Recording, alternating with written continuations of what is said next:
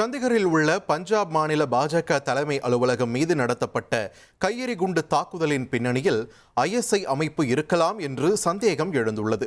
கடந்த 1ஆம் தேதி நடந்த சம்பவம் பெரும் பரபரப்பை ஏற்படுத்திய நிலையில் இருசக்கர வாகனத்தில் வந்த இருவர் கையெறி குண்டை வீசியது சிசிடிவியில் பதிவாகியுள்ளது.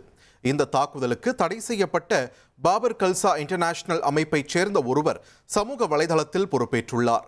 இச்சம்பவம் தொடர்பாக பஞ்சாப் மற்றும் சண்டிகர் போலீசார் இணைந்து நடத்திய சோதனையில் 5 பேர் கைது செய்யப்பட்டுள்ளனர்.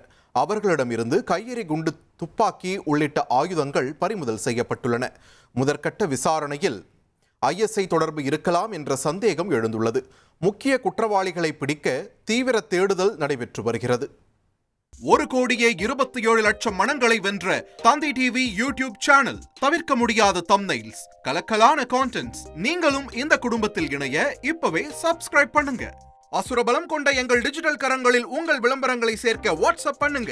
8939888838. Email advtthanditv@dttv.in.